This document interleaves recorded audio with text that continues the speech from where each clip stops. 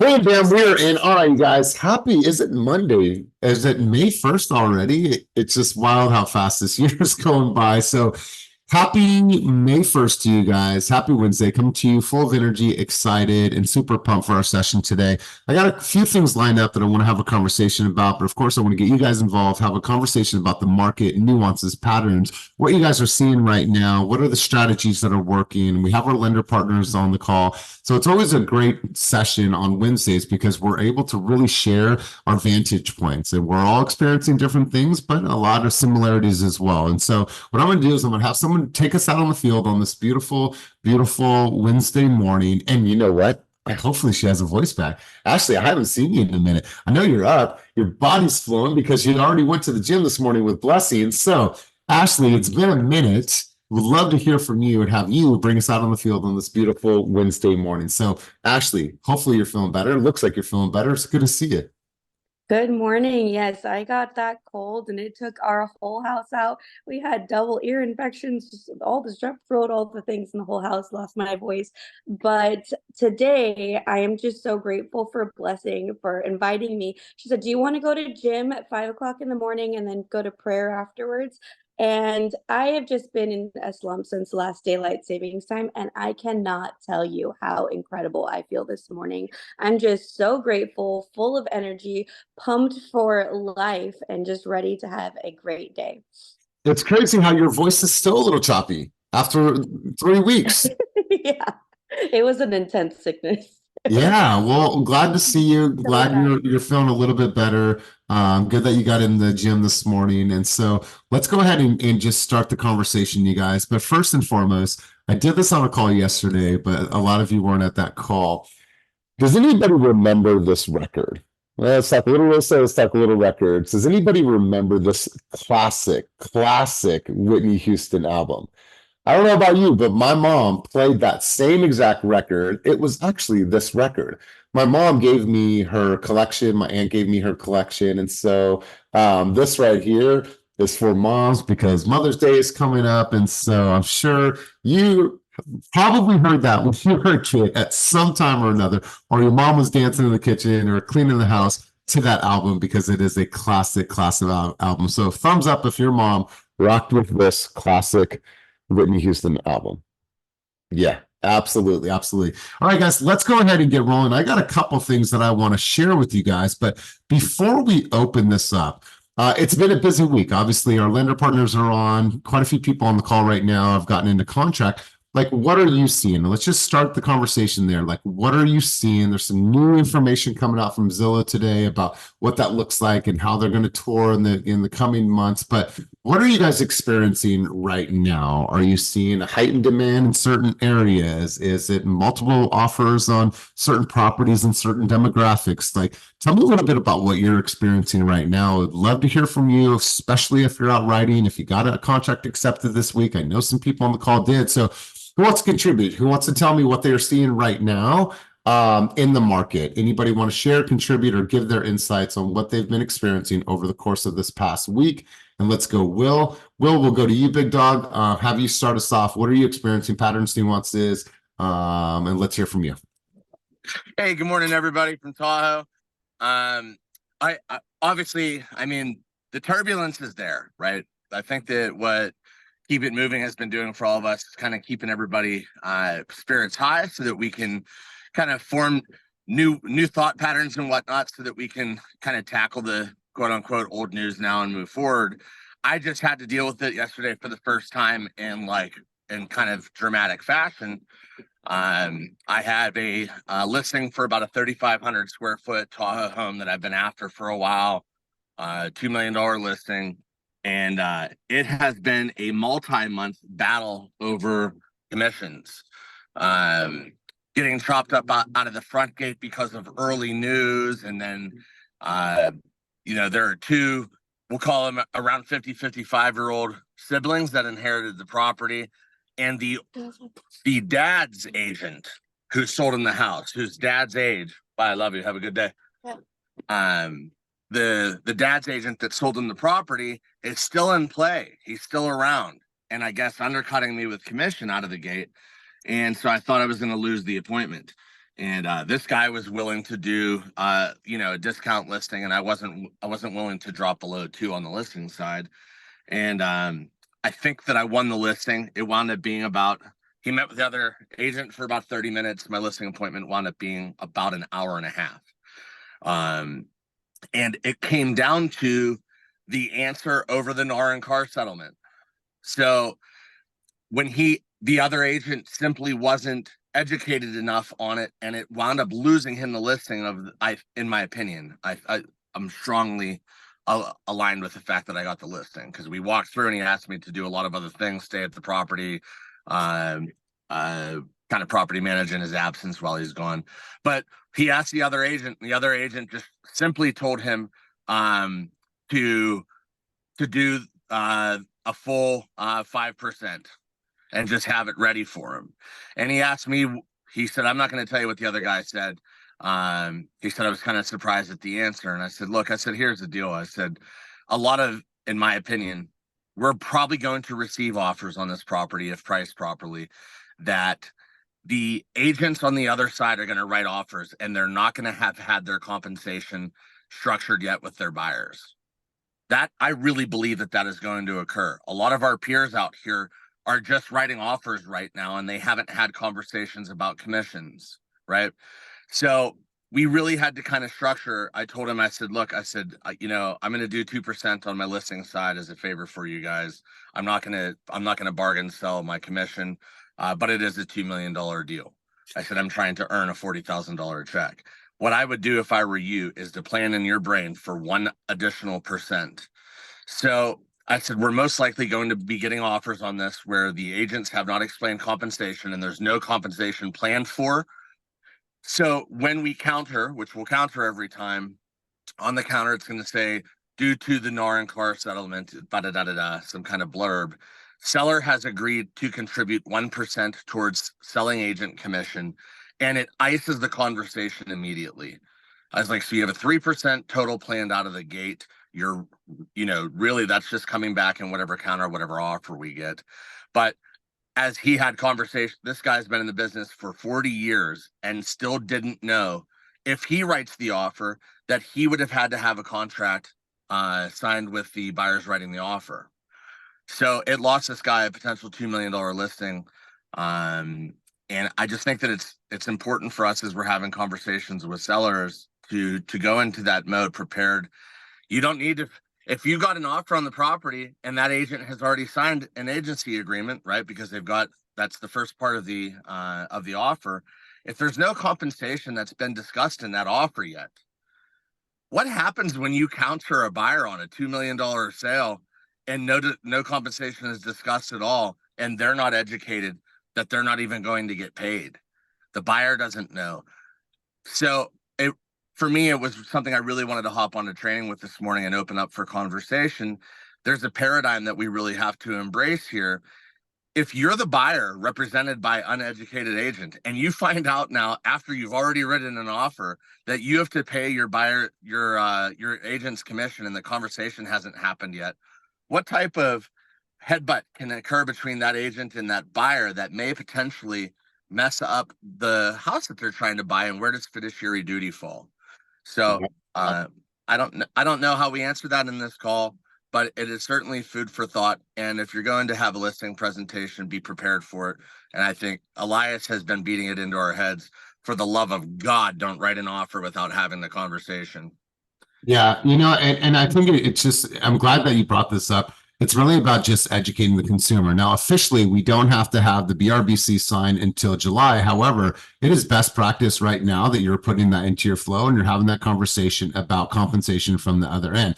Especially working with sellers right now, obviously a seller can say, well, why do I need to pay a commission? We all should have that type of answer ready to go and be prepared for that. Or at least in this case, Will says, you know what, in the event that we don't get the offers that we want, or maybe that we want to make it more attractive, you're willing to go up an extra point to potentially pay for buyer commission. Like, we need to set both ends up properly. That way there's not a disconnect and there's no surprise moments, because when there's a surprise moment, who does it impact? it impacts the buyer and it impacts the seller. We're in this to best conserve a consumer, and that's our responsibility, and that's our role, and that's our duty. So it's important that each side, no matter if you're a listing agent, if you're a buyer's agent, we need to make sure that we're educating at a very high level. Joellen, you had some contributions in the chat and you threw your hand up. Let's go to you. Let's go to you. And this is a market conversation, you guys. This isn't a NAR. However, this is applicable to the market because it's coming up. So let's go, Joellen.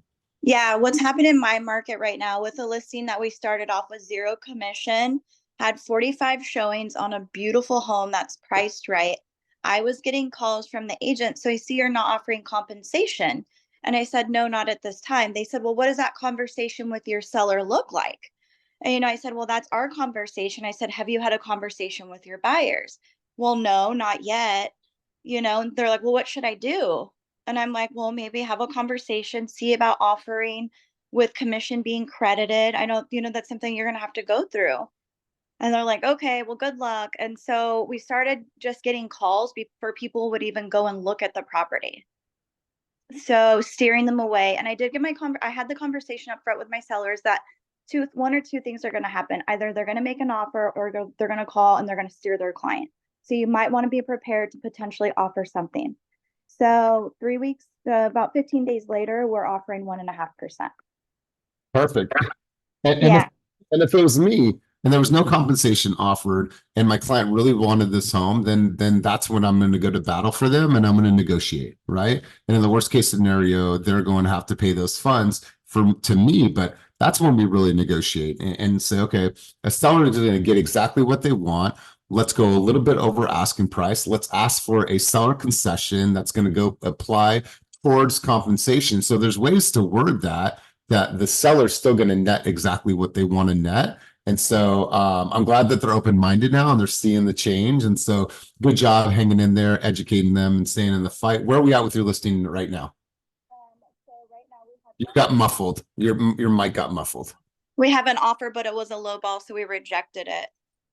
But it's interesting to see that they will call to ask about the compensation first. And I think moving forward, what I'm going to say is go ahead and go take a look at the property, and then we can have that conversation after. Okay, good stuff. Good stuff. And you guys feel free if you have any thoughts, any contributions. I'll come back to Will in just a moment. Ashley, you had your hand up. Let's go to you. Thoughts, contributions. Go ahead. Good morning. I just wanted to share a really cool contract we got accepted. It was 2 weeks ago, but we had a multi-unit, 4 units, and we were able to get a contract accepted before it hit the market. The way that we got it accepted, it was crazy. We had to offer a 14-day close. It was $30,000 within 1 day, had to be on there. We had fully underwritten the client. It was non-contingent with a 14-day close. So we offered this before it even hit the market. They accepted it and we closed in 14 days, but that's in Martinez. And it just kind of gave me an idea of the temperature of multi-units in the market. If that's what it's going to take to get something like that accepted, it's good to know that. There's a lot of people that I see and I would love to hear your guys' opinions, but there's a lot of people that I see that are wanting duplexes or triplexes, and they're first-time home buyers, and technically per guidelines, you can get it. But what I'm seeing is unless you know somebody or you're an investor, it's hard to actually get those offer accepted. So a lot of times an ADU ends up being a good replaceable, like, oh, you want a duplex? Okay, maybe we can look at ADUs because I'm finding that those are getting more accepted, but that's just my vantage point. It'd be interesting to see what other people are seeing because I have a lot of people like, oh yeah, me and my friend, we're going to go in, we're going to get a duplex, except for like you can do it, but is it actually getting accepted is the question. Wow, good stuff. Yeah, if anybody has any additional contributions on this, feel free to get involved in this conversation. Let's go back to Will. Will, you throw your hand up one more time. Let's go back to you. Yeah. So I wanted to reinforce, we had discussed how this thing is July, right? I'm super aware of it. If I had a $500,000 listing in Midtown in Sacramento, I don't know that I'd even broach the conversation right now to complicate the conversation. However, a $2 million listing in Tahoe, there's a strong chance I'm on the market in 60 days, right? So I really do have to prepare. It doesn't matter. Lord knows I've seen it full effort with the very best of my abilities and still have something not closed, because buyer and seller can't get together. So we also need to really think about the timing. Do we have a product that's going to fly off the handles where these types of conversations may fall on, and I hate to say it, but I think we all understand what I'm saying. There may be brains that can't absorb and process all this, and it would be too much. So really timing your conversations right now, who are the right sellers to have these conversations with, right? Yeah. If you've got something that's going to turn and burn, your average days on market is 17 days, and you've got, someone who's really nervous about their move and they're writing an offer on another property, there's a strong chance that you get their property in contract and you write their offer on a property that has the commission on MLS already, and you're not impacted by this. You may have a contingent close where you double end a listing and get 3 commissions in one. So don't beat yourself out of commission either. Remember, it is May 1st. So I did want to put that out there to remember not to, I'm not having this conversation with everybody right now, but this is one where I had to. Totally. And I believe that waiting till the end of June to start having these conversations, we've missed the boat, right? Consumers need to know right now, especially timelines. If you think about it now, if you start shopping, maybe they find out May 1st, they start shopping, maybe they get into contract in the next couple weeks, like that. You're running really, really close up to that date. So make sure that those conversations are had right now, and make sure that dialogue and that flow comes out naturally. And here's what it is. Each of us understand the process of working with the buyer or seller pretty much at a very high level. And if you're newer on the call, then you should at least understand at a very high level how to communicate with the buyer, right? That's what we all start out with. Well, the flow is something that we can easily walk through. Well, now what's happened is that why me and compensation is now added to the conversation. So it changes the conversation and the flow and the way that you go about the presentation. So this is grind time. I've been saying this for weeks now. You guys have been saying this for the last 2 months. This is separation season. The ones that are prepared to have this dialogue and can effectively have this dialogue are the ones that are going to win in this coming market. And I want to share this with you right now. A couple of things that I've personally signed up for and personally want to get you guys to potentially enroll in. So there is a certification out there right now that I would highly recommend that each of you register for, and it's the Real Estate Negotiation Expert. It's the RENE course. As you're going in this time of negotiations, negotiating for your compensation, negotiating with your sellers, negotiating with the buyers, it's important that you learn the process of negotiation, developing your negotiation plan, the structure of your words, framing. All these things are super important. However, a lot of these things are foreign. Now, some of you might just do it instinctively, right? In your presentations, throughout your communications. But now what you do is you quantify that by putting in the hours, doing the classes, getting the lesson plans. And so what I did is I registered for this. If I was able to share any of this, I would. I don't think I could share any of my login information, but I promise you this. Anything that I take from this, and I literally just signed up last night, I will share with you guys. I'll drop the link in the chat down below. That way you guys have that. And if you do have it, the means to sign up for this course, I would highly, highly recommend that you sign up for this course and make sure that you are fully educated, prepared, and now you are certified to be a skilled negotiator. So I'm going to drop this in the chat down below. Oops, that didn't take. Let's see. Let's go one more time. Let's go here. I'm going to copy this link, and then I will down here. Let me let Samandi in. All right, cool. I'm going to copy this. I'm going to drop it down in the link down or the chat down below. And then let's talk a little bit further about the market. So a couple things I wanted to bring to your awareness. First off, I don't know if you guys have seen this, and it is called the California Forever. This is a conversation that we've been having for probably about a year now. It's the utopian city that is trying to be built in Solano County. They actually got enough votes to be able to take this initiative to the table and potentially be able to have it pass for rezoning. That land is currently zoned for agricultural. However, if it does pass, then they could potentially get the bill passed and the initiative to start building in Solano County. Now, this is probably a long shot because I know the Solano County residents are up against this and say no way, no how. However, this can mean a huge economic impact for Solano County and surrounding areas. and it could bring so much more opportunities for growth, employment, food, education, like the list goes on and on. So I want you guys to read this article, be aware of this. And why I'm bringing this to your attention is because it does impact our market, but it makes for really good conversation on social media. When this first came out, I saw tons of great videos on this. It's been a very quiet topic, but now since they got 20,000 votes, it's a really, really good time to bring this back into the conversation, talk about it on social media, make a reel about this. So I'll also copy this and I'll put it down in the chat below. Make sure that you guys check this out, watch the video. It's an interesting read, and I think that it makes for really, really good content. Now, let's keep cruising on. Found a couple things in our Slack channel that I wanted to share with you, and some of these things are super, super important, and you guys all have access to this. What you have is the current sales and price statistics, and you can find this on the California Association of Realtors, and this is an easy reference guide for each of you. What you do is if you pull this document up, you can go through every single page of the housing market, especially in California. You can look at sales, you can look at year over year, year to date, and that way you can really start comparing the numbers. And then if you want to go even further and get really historical with this data, you can obviously see all the stats and figures here, but I was looking at this historical data, and what's cool about this is if you want to nerd out on some really, really cool, like historical data, let's say median prices of existing single family homes. What's cool is that it produces this chart for you, this graph, or this Excel spreadsheet.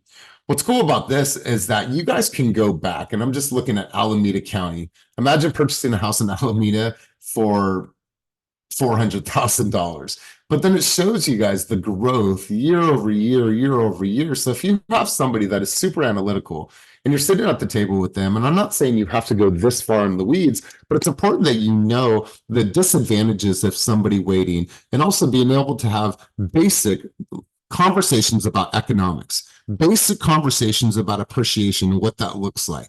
That if a family wanted to wait 1 year, what does that potentially mean for them in loss of positive equity that could then be leveraged to offer more security for their families? You know the conversation.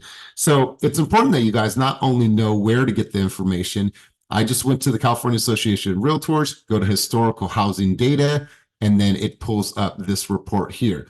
What I would do is I would discern some of this, I would take some of this, and I would put that into my flow, especially for the people that are the perpetual people that say, oh, they want to wait, they want to wait, they want to wait, they want to wait, they want to wait. It's not serving them. I'd also look at some of this data, and I could drop this report in. I think we spoke about this last week. When looking at this report, when I'm thinking about average sales price versus average list price versus sales price, you can see here on the far right side, there are many communities in the Bay Area, and obviously apply this to where you are, whatever market that you serve. When I'm looking at our year over year list versus sales price and where it's up, I mean, there's places, look at Piedmont, 25%, look at El Cerrito, 23%, look at Albany, 22%, look at Alameda, 13%, 8%, 5%, 7%.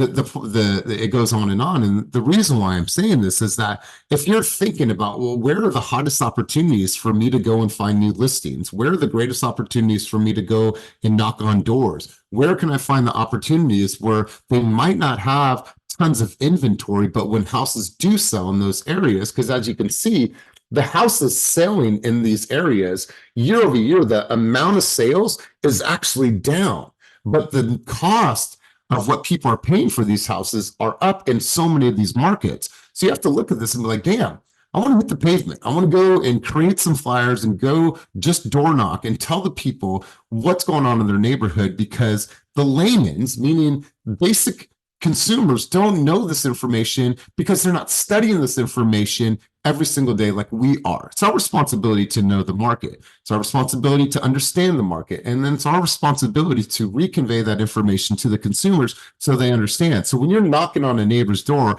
in Alameda, you're a fucking stranger. They don't know you. Hi, I just want to introduce myself. I don't really live here, but I'd love to sell homes here because the price point's great. So if you ever need anything, hi, call me. I'm Elias. It's weak.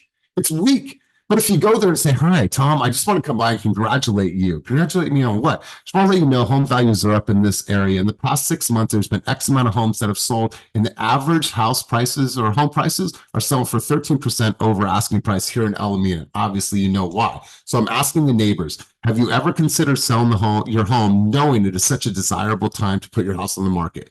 Yes, no, or indifferent. That's all I want to get. I'm going to either get a date of mine, I'm going to set for an appointment, or I'm going to have them tell me that the neighbor down the street is remodeling and they're probably thinking about moving to Arizona. That's all I want to do. But first and foremost, you have to look at the data and say, how can this data serve me in my prospecting attempts? Also, how can I leverage all this information and communicate it effectively when I'm sitting down at the table with my buyers and sellers? That's our responsibility. So it takes some time. It takes a lot of research, but once you're able to look at the information, you're able to say, okay, these are things that I can totally use in my presentation to my advantage. Maybe you use some of the historical data in your high note presentation. Maybe you use it when you're on your buyer's consultation. When someone says, oh my God, is this a good time? Well, let's just look back the last 5 years, Mr. Johnson. As you can see, in this area, house prices have appreciated roughly around 7% every single year for the last 5 years. So what does that mean for somebody that bought a house in Alameda 5 years? That means that they're positively sitting on about $90,000 of equity. What does that do for their family? How does that offer them security? So on and so forth. So I'm excited about all this information because I'm a nerd about this, but I want you guys to be nerds about this as well and really be able to share this information with your consumers. So I'm going to turn the mic over to you guys. I want to hear more from you guys. What are the conversations that you are having with consumers? Do you have people waiting right now? Do you have people that are excited? Like, just want to hear from you guys. I would love to hear what you're experiencing right now in the market. Joanna did a great job. Ashley did a great job. Will did a great job. Who else wants to get involved in this conversation? And, or are you excited about any of the information that I just shared? And can you use that in future presentations? So who's going to get on the mic and talk? I'll give you guys a second to raise your hand and let's start talking about this beautiful thing we call the market. Let's go, D. Good morning. Good morning. My recent observation is that there's a lot of wins to be had with condos. I have a client that's writing today, as long as we get our pre-approval together, on a condo in San Francisco in a great neighborhood. HOA is super high, but they're okay with that. And they just see the opportunity in it. It needs a lot of work. But at 800,000 in the city, at the size of this unit, it makes sense for them, and so they're going for that. But it's not a lot of competition. The seller's agent is like, he's expecting one other offer on the offer date today, and I'm telling him I might not have all my paperwork together until tomorrow. So what do you want me to do? And he was like, well, just submit it tomorrow, and that tells me there's not a lot of interest in this condo. Same thing with my buyer that I have in contract now. He's waiting on $145,000 in down payment assistance from the city of Oakland. So the escrow ended up having to be extended 2 weeks.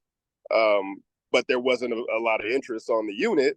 And so we're able to take that extra time because there's nobody else coming up behind us with a backup offer. And there's just a lot of opportunities with condos if your clients can put themselves in that situation. So I'm seeing those opportunities.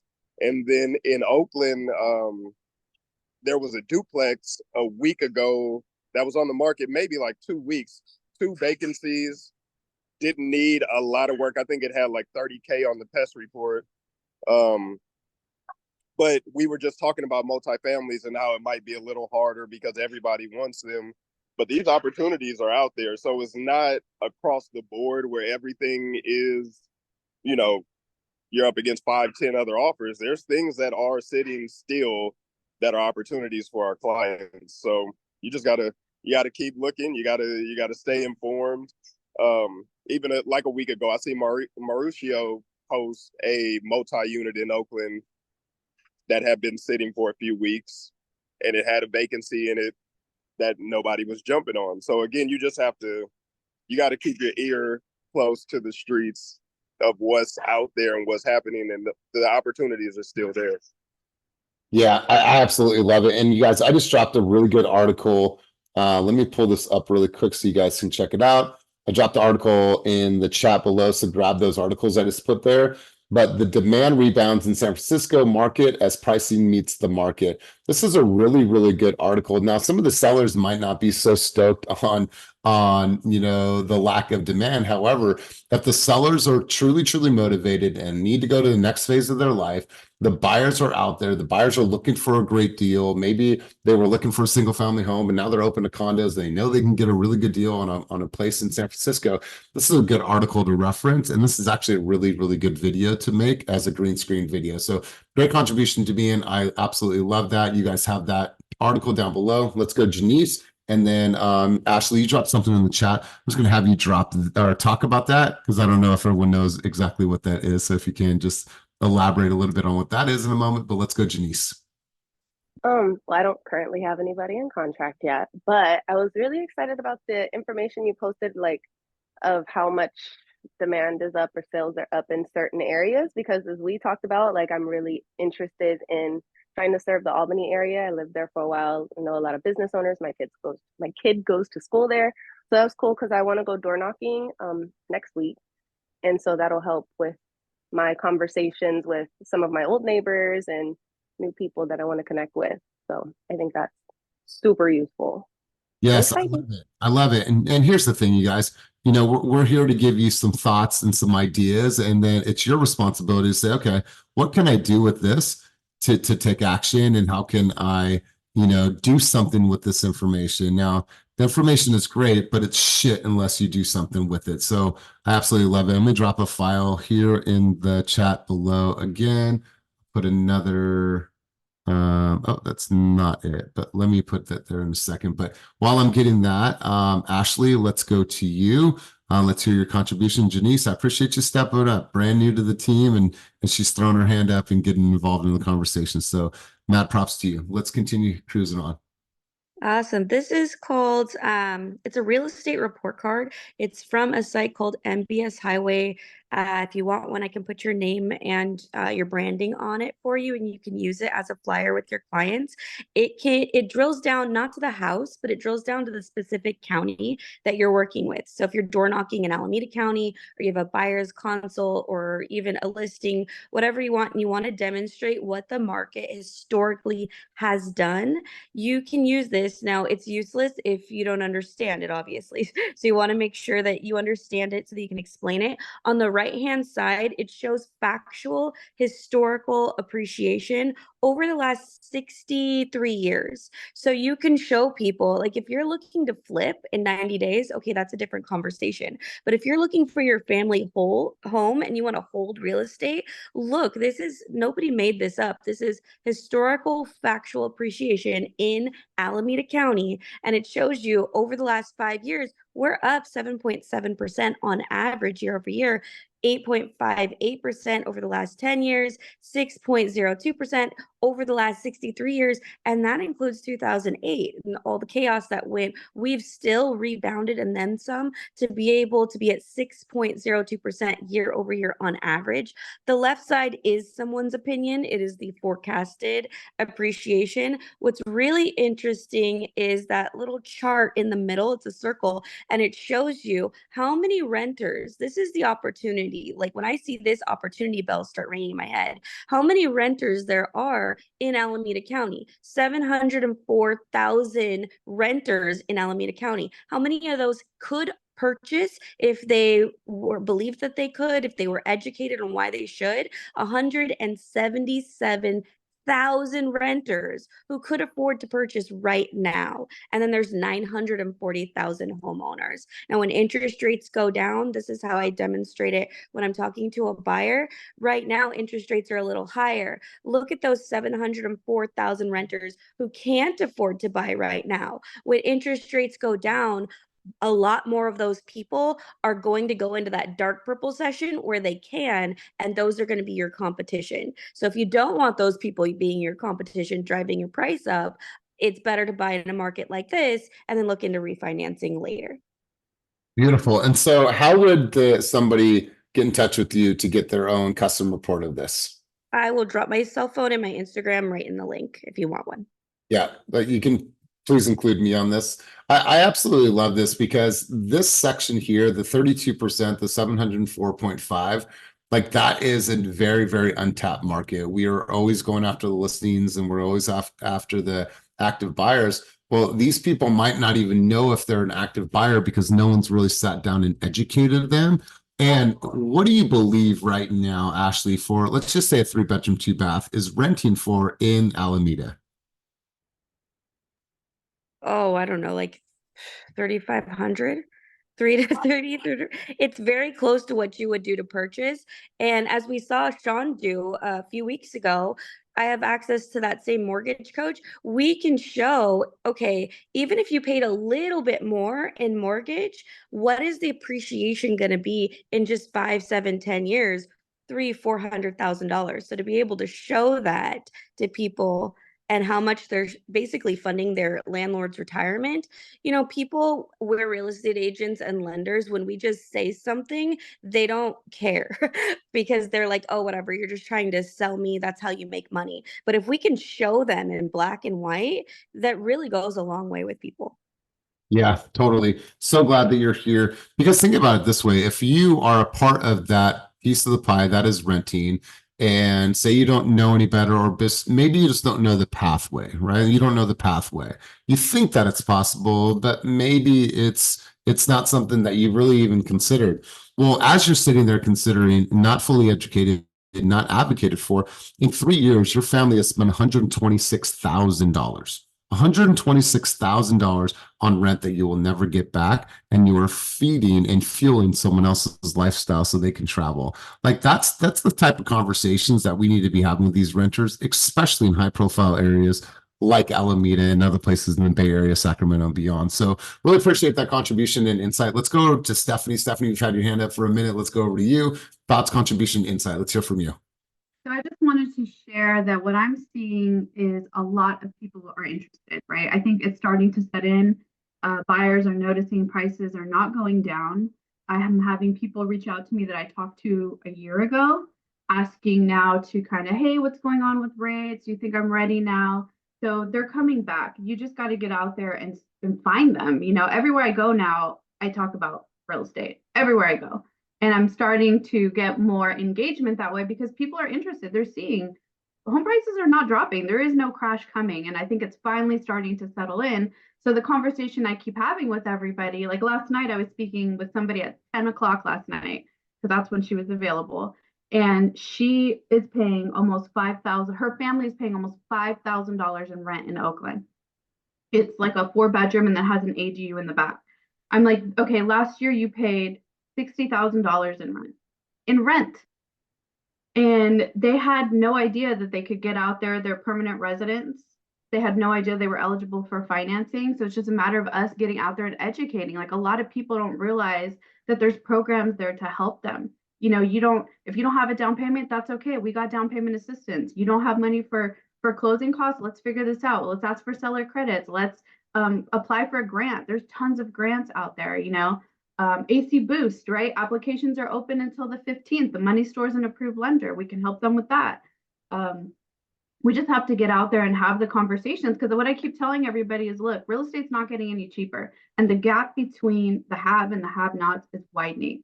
And this is something I said 2 years ago, and the low middle class has always been a big concern for me, because for those of us that don't come from money, this is hard to buy a house, And I'm watching it unfold right now. The gap is widening. It's getting more and more expensive. And pretty soon, these programs for the low income, we're not even going to be able to use them because real estate's going to be so expensive. So we got to get out there now and preach, get these people into homes, get them out of renting. This is the only way we're going to be able to help them, create generational wealth for their families. Like, we got to lift these people out, get out there, be loud, tell everybody about the programs. If you don't know what programs are out there, get with the lender. At the money store, we do a lot of, grants, down payment assistance. There's help out there. We got to help these people because pretty soon they're going to be priced out. Yeah, and I love what Ashley and Stephanie, what a great contribution. And down payment assistance won't work as well in a busier market. Absolutely. And I believe that that is our responsibility, right? Advocate, educate, and really allow people to understand that their Uncle Gary, who told them that, oh, there's going to be a crash and don't buy a home. Uncle Gary was wrong. Uncle Gary's been wrong for a very, very long time. And so, really good vantage point. I appreciate the contributions. Let's go over to Jessica Segura Hernandez. Thoughts, contribution, insight on the conversation, or question. Yeah. Good morning. I just wanted to share that Sierra and I have been door knocking in El Cerrito, and I've been looking at all of the properties that have sold within the past 14 days. And they're only 2-bedroom, 1-bath, selling over $1 million, which, you know, is insane because they're so tiny. They're small houses that have received over 10 offers, 13 offers, 6 offers, you know, so there's a lot of people looking in that neighborhood. So we've been door knocking in El Cerrito. Just wanted to share like what I've been seeing in that area. I've also noticed like in Richmond, 13 offers, you know, and the houses are selling way above list price. Yeah, and let's go a little further on this, Jessica. When you say you're door knocking in El Cerrito, for example, like what are you door knocking for? What are you saying? Tell me a little bit about what the approach is. Yeah, so we create a flyer so we talk about the houses that have sold around the neighborhood, and we let them know like, hey, you know, like, did you know that this home on 123 Main Street has sold for 225K over asking? And they're like, oh, what? No, I didn't. And we're like, oh yeah, well, it was on the market for 7 days. They've received a total of 10 offers. That means that 9 other people are looking to purchase in a neighborhood. What are your plans within the next few years? And that's how we kind of just like start the convo. And then I add a QR code in my flyers. So like if they want to check the value of their home, they just scan it and then they automatically are in my Real Scout. Wonderful, wonderful. I love it. Really, really great approach. And do you feel that the homeowners are receptive to the conversation? Obviously, there's some that are going to be resistant, but do you feel receptive? For the most part, sort of, yeah. Sierra and I have had pretty good conversations with people. You know, there are those people who are like, no, I'm not interested, and then they just close the door. But we've had some pretty good conversations. And I've had a few people scan my QR code, you know, so it shows that they are curious. Yeah. When you knock on someone's door and they say, you tell them 100,000, 200, do you find that they're surprised, or they think like, oh yeah, I knew that? Are they surprised? You know, for the most part, not really. I did have a lady when I told her, I was like, oh yeah, I sold for over $1 million. She gave me back the flyer. She's like, oh, here you go. And I was like, oh, okay. But then other people are surprised. I guess it depends. Some people know, some people don't. Some people are surprised. Yeah. I love this. I love this. Really, really great stuff, you guys. Now obviously, you know, it's important that you're not just practicing your dialogue. You have to know exactly what's going on, and at least to know basic level economics so you can have really intelligent conversations with people. The conversation was like, oh, the market's hot. Is it? Like, is it hot? Like that depends on where they're purchasing a home. So it's just like you have to have depth in the conversation. You have to have layers. You also have to have variables and be able to say, okay, here's you know the thoughts on all these different areas that we're going to be looking at. And so it's important that you guys are doing your homework. So really, really good stuff. Great contributions today. Let's start doing this. Let's start going around the room. I want to hear from a few of you to kind of hear what you've unpacked from the conversation and what are some of your takeaways. Let's go to Samantha. Samantha, what are some of your thoughts, takeaways, insights, or maybe even things that you potentially could add into your dialogue from our session today? Let's go, Samantha. I think honestly, just trying to absorb a wealth of knowledge. The hardest part for me is knowing what to say. And just like you said, Elias, like I could tell anybody the market's hot, but it's like, is it? And being more specific about the information that I'm giving consumers and potential clients. So it's all helping me as a new agent. Yeah, and I think crafting your message to market and remember this, crafting the message to market, but doing a message to market match. Meaning that, hey, it might not be a great time to sell, right? It just might not be a great time to buy, like depending on the circumstance. So there has to be a message that is congruent based on the market that they're looking in. And that's an art form. And the only way that you get better at that is practicing and practicing and practicing. So really good stuff. Appreciate your contributions. Thanks for being here. Let's go over to Brandy Alfonso. Brandy Alfonso, key takeaways from our time together today, thoughts, insights, contributions on the conversation. Let's go. Educate yourself. Just be, that's what I'm gathering. And don't be scared to like Stephanie said, to preach it. Totally.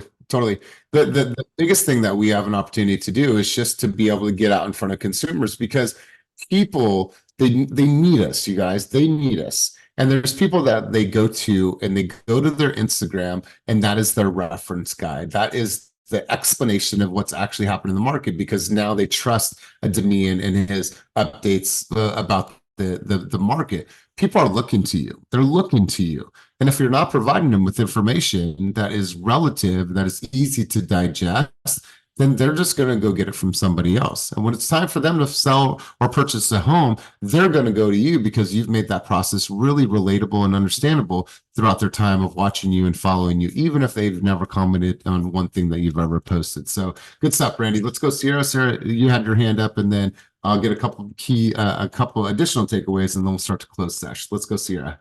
Morning, guys. So working this historical data into the conversation, that's something I'm going to talk to Jessica about today, because we're door knocking, and it's really crucial, I think, for renters. I mean, we knock on the door and people say, "Oh no, we're just renters. This doesn't apply to us." And you know, we have a family that has been renting. They've never bought, and their first generation. They've applied for Dream Furrow. We'll see if they get it. But this was part of the conversation. Was okay. Well, you know, you might not get your quintessential home the first time, but what about building equity? What about a starter home? Let's get you into something. So they're on their way, which is exciting. But using this data with renters, I feel like can really take our conversation to the next level. Totally. Absolutely. It cut out for a second, but I think we got most of that. And I appreciate the hustle, you guys. Like, listen, if you're not comfortable door knocking, then do it with a friend. Just do it with a friend, door knock together. And I promise you something positive will come from it, as long as you're doing it consistently. So really good stuff. Let's get a couple other key takeaways. Let's go Liz Serta, key takeaways, and we'll go Jeff, and then we'll start to come full circle in the conversation. Liz Serta, key takeaways from our time together today. The main thing that stayed in my mind. Oh, is it breaking up? Can you hear me? Oh, I think she froze. We'll go over to Jeff. Oh. Jeff, let's get key takeaways from you. Hey, guys, hear me? Yeah, I can hear you, Jeff. You got me? Okay, cool. Yep. I mean, I just love the masterminding, the sharing of ideas. I mean, get out there, make it happen. I mean, whatever it is in life. I mean, that's what you got to do. I mean, you can't sit back; it's not going to fall in your lap.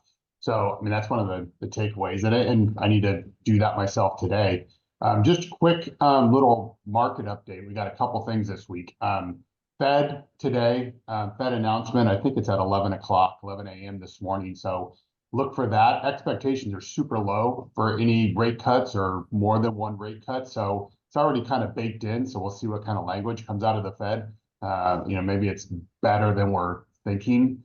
And then big jobs report on Friday. So watch for that. That's going to really be the tipping point, it looks like, with rates, because inflation is kind of stagnated, or we're not seeing it go down as much. So if we can see a little bit of pullback, maybe miss the estimates on the jobs report, we'll see a little, improvement potentially in rates. But those are a couple of the things that we got going on. So Fed announcement today, big jobs report on Friday.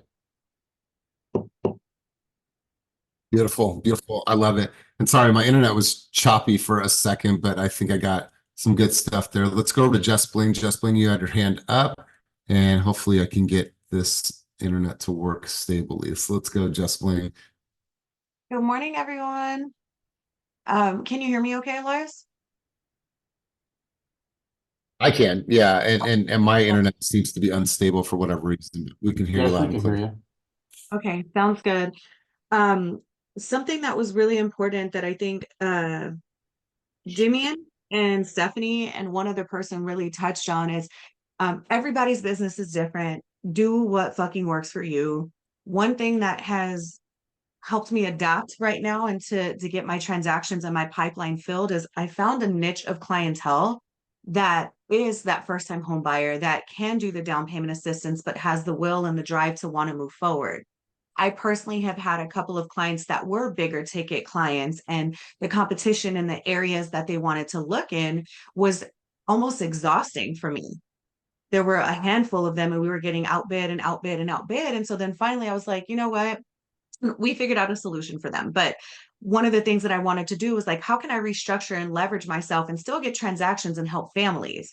And I found that the 800K, I'd probably say between 450 to about 800K have been where most of my business has come from in the last maybe 6 to 8 months. Now, did my average price point drop? Yes, but I'm able to help more families. And that's what's important to me right now is how many people can I get to the finish line? So to Stephanie's point, those are the people that may need that down payment assistance and they may need to go farther out. But to me, it's like, okay, am I going to spend 2 to 3 months helping one person in a $1 million mark find a house, or can I help somebody secure something in 2 to 4 weeks? So that kind of just reshifting. But to Stephanie's point, there definitely is that desire for those people, especially because we know truthfully they will not be able to afford something in the next few months or a year. Where these people that I was helping that were in these $1 million price points, they have the $200,000, $300,000, $400,000 reserves where they can compete a little bit more. So anyways, all that to say, just sometimes shifting or reevaluating what you're doing and how you can leverage and how you can get to the end goal, that's helped me tremendously. God, I absolutely love this. I love this. So you guys, we're going to wrap there. This was a really, really good conversation, and I appreciate everybody's insights. I appreciate your contributions as always. And what I love every Monday, Wednesday, Friday, but Wednesdays is really just a think tank. I want this to be a mastermind. I want to learn from each other. I want to grow from each other. And when I say I believe in the collective wisdom, it's one of the reasons why I've been able to personally grow is because I want to get in rooms where I'm hearing from other people, and then I'm going to take all of that and put it into my own formula. And so take advantage of these opportunities to learn from people that are sharing, and then put that into your own flow, into your own cadence, into your own presentations. And so I thought you guys did an amazing job today. My hope is that you take one thing from these sessions that you can go and apply and enhance your dialogue. So maybe some of you guys are going to Sacramento today for Legislation Day. I unfortunately forgot to sign up, and so I went to sign up 2 days ago and I missed that. But a lot of great things are going to come from that. So you guys, hopefully I can see you in Hayward on Friday. I dropped the link down below, the Eventbrite. Come join the conversation. Let's have some fun. Let's talk about what's going on. Let's talk about how we get better. I'm also going to do a little masterminding, think tank planning. So we'll have some fun. We'll have some fun. But if you need anything in the meantime, please let me know. And as always, keep it moving towards your dreams, goals, and vision, and have an amazing, amazing day. Peace.